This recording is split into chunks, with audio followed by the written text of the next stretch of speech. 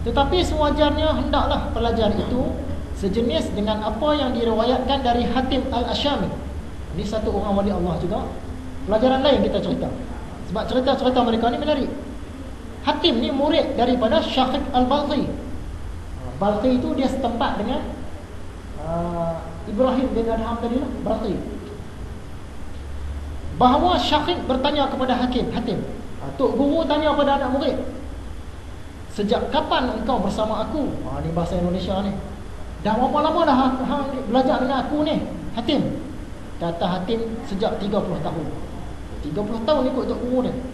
Syakib tanya lagi, apakah yang engkau pelajari daripada aku selama itu? Kata anak murid dia, Hatim, 8 masalah. Terkejut dia. Berkata Syakib dengan terperanjat, Inna lillahi wa inna ilaihi raji'un. Terbuang saja umur aku bersama-sama dengan kamu. Engkau tidak pelajari kecuali 8 masalah saja. Ikut 30 tahun dapat 8 benda je. Tapi rupa-rupanya kemudian nanti 8 benda yang dia dapat tu memang kualiti tinggi, merangkumi semua pelajaran 30 tahun. Walaupun dia sebut 8, mula-mula Tok Guru dia terkejut lah. 30 tahun dia mengajar, dapat 8 saja pelajaran. Macam kita di sini lah. Pelajaran kitab Ihya ni 58 kali. Kuliah maghrib kita 142 kali. Tiba-tiba satu hari saya tanya, tuan-tuan belajar ni berapa ilmu dah dapat? Dapat dah 2. Ajar dah beratus dah, dapat 2 saja. Tak sia-sia aku mengajar. Tapi rupa-rupanya yang 2 tu tadi memang berkualiti. Dia rangkum semua. 2 tu pun memang padan lah. Sama kes Hatim ni tadi. Mula-mula Tok Guru dia terkejut, 8 benda dia dapat, 30 tahun belajar. Tapi lepas tu Tok Guru dia akui, 8 benda tu dah rangkum semua. Kata Hatim, wahai Tok Guru aku tidak belajar yang lain dan aku tidak ingin berdusta. Memang aku tak belajar benda lain, 8 tu lah. Takkan nak menipu. Sambung Tok Guru dia, baiklah, ceritalah masalah yang 8 tu supaya aku dengar. Yang pertama, benda yang Hatim belajar selama 30 tahun. Aku melihat kepada makhluk ini, maka aku melihat masing-masing mempunyai kekasih. Tengok manusia ni masing-masing ada kekasih, dan ingin bersama dengan kekasihnya sampai ke kubur. Kita kalau bercinta berkasih ni, kalau boleh nak mati tu mati sekali lah, walaupun memang payah nak dapat. Maka apabila telah sampai ke kubur, nescaya ia terpisah dengan kekasih itu. Jadi Hatim ni duk tengok ramai orang berkasih, bercinta, berkapal ni, kalau boleh nak mati sekali lah. Tapi nak dapat yang mati sekali memang susah. Malaikat seorang je mati, seorang lagi hidup.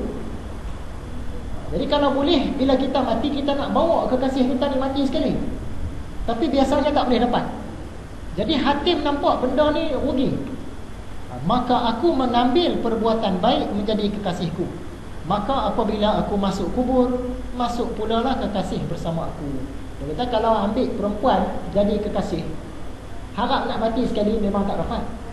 Tapi kalau amal-amal baik, amal-amal soleh, tuntut ilmu, sebar ilmu, beramal ibadah, aku ambil yang tu jadi kekasih aku. Bila aku mati nanti benda tu dah tentu ikut. Lagi untung yang tu. Kata Hatim, kalau kita lah bercinta, akan kutunggu kamu di depan pintu syurga. Yang dia sendiri nasib dia belum tentu lagi, syurga ke neraka, tapi janji dah, abang akan tunggu di depan pintu syurga.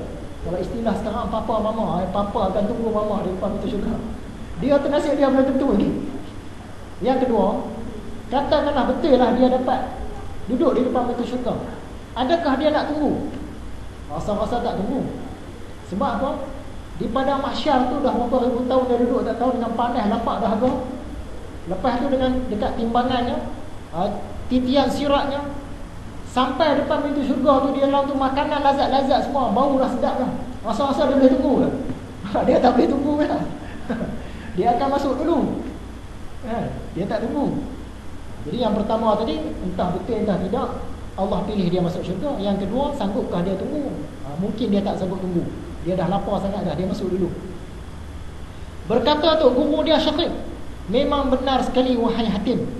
Yang kedua, pelajaran yang kedua, aku perhatikan firman Allah Ta'ala, Dan adapun orang yang takut di hadapan kebesaran Tuhannya dan menahan jiwanya dari keinginan yang rendah, yakni hawa nafsu. Yang tu maksud keinginan yang rendah. Maka sesungguhnya taman syurga tempat kediamannya. Maka yakinlah aku bahawa firman Allah Ta'ala itu benar. Lalu aku perjuangkan diriku menolak hawa nafsu itu, sehingga tetaplah aku taat kepada Allah. Jadi Hatim tadi dia tengok orang sekeliling dia, rata-rata semua terpengaruh dengan hawa nafsu. Memanglah hawa nafsu ni kita perlu, macam nak makan, mestilah ada nafsu nak makan, kan? Cuma yang kata keinginan yang rendah ni tadi, hawa nafsu yang berlebih-lebihan, yang tak sepatutnya. Nak makan itu biasa, nak makan banyak, yang tu ikut hawa nafsu. Nak makan sedap-sedap selalu, ikut hawa nafsu. Jadi maksud keinginan yang rendah tadi, dia melayan nafsu ke peringkat yang melampau, ataupun kesukaan yang melampau. Makan kita boleh makan, tapi jangan berlebih-lebihan. Asyik nak makan yang sedap yang tiap-tiap hari, yang tu melayan nafsu lah. Kata orang, yang ni perumpamaan, bukan perumpamaan ulama, perumpamaan kita-kita lah, orang kampung biasa-biasa. Kalau di dunia ni kita dah banyak makan, selalu makan banyak, selalu makan sedap,